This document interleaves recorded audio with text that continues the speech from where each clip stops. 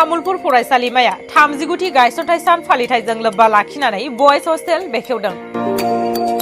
सोलोंथाइखौ जौगाहोनो थाखाय आरो फरायसाफोरनि थाग्रा खुलियाव थानानै मोजां सोलोंथाइ लाहोनो थाखाय तामुलपुर फरायसालिमायाव Assam government director of welfare of SC and BC निफ्राय मोननो हानाय बाबु जगजीवन राम चक्रवासी योजना 2018-19 नि बिथांखिनिफ्राय मोननो हानाय बयज हस्टेलखौ 39थि गायसनथाय सान फालिथायजों लोब्बा लाखिनानै बेखेवदों। बे बयज हस्टेलखौ बेखेवना होयो मोनसे समनि तामुलपुर फरायसालिमानि बारग' फरायसा एबा आथिखालनि तामुलपुर बियामनि MLA जलेन दैमारिया।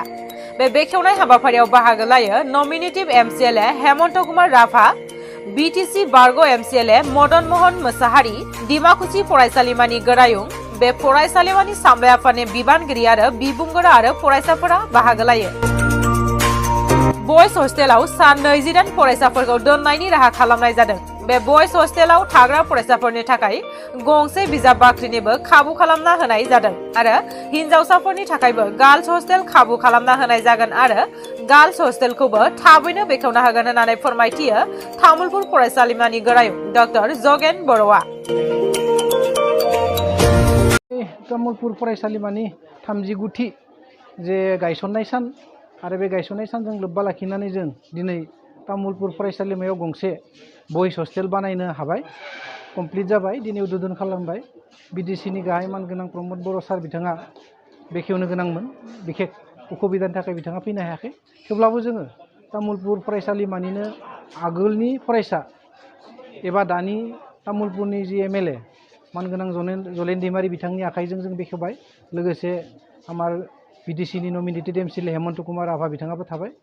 गतिके जों दिनै गौरबनि दिन होनना बुंनांगोन, मानोना तामुलपुरनि फरायसा फरायसुलिफोरा हस्टेलाव थानानैबो मोजां सोलोंथाइ लानायनि दिनै सुबिदाखौ मोनबाय आरो खम समनि गेजेरावनो हयतो हिनजावसाफोरनिबो हस्टेला बेखेवजागोन। दा बे बेखेवजायोब्ला हिनजावसाफोरा बेयाव थानानै फरायनायनि सुबिदा मोनगोन। दा ओंखायनो आं खावलायदों जे बयबो तामुलपुर ओनसोलनि फरायसा फरायसुलिफोरा जे गावबा गावनि गोग्गो सोलोंथाइखौ लानो थाखाय तामुलपुर फरायसालिमायाव फैनो हागोन आरो बिनि थाखाय जों बिथांमोनखौ जेसेबां हायो एसेबां मदद होनो थाखाय जों थियारि जानानै दं। ओरैनो दा बयज हस्टेलाव जोंनिया टटेल 28 केपासिटि दङ, खारन बेवहाय 30नि केपासिटि मोनब्लाबो बेयाव जोङो लाइब्रेरि रुमनि थाखाय जों मोनसे हल टाइपनि जों लाखिनो गोनां जादों। दा ओंखायनो जों बेयाव 28 फरायसा फरायसुलिफोरखौ बेयाव थानानै फरायनायनि सुबिदा खालामना होनो हागोन। बेनि थाखाय एडमिसननि बेबस्था दङ, प्रसेस।